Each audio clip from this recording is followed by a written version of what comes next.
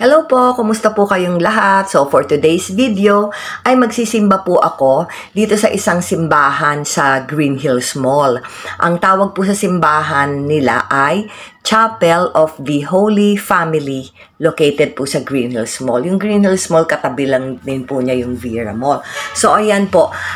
Nung dumating kasi ko sa simbahan, nakita ko po simula na yung mass. Tapos hindi ako makaupo. Kaya ang ginawa ko, ayan, nagpasyal-pasyal muna ako. So, na-amaze ako kasi ang ganda-ganda na pala ngayon ng Green Hills Mall kung ikukumpara dati. Parang more than 10 years na yata ako huling-huling nakapunta dito. 10 years ago pa yata ako huling pumunta.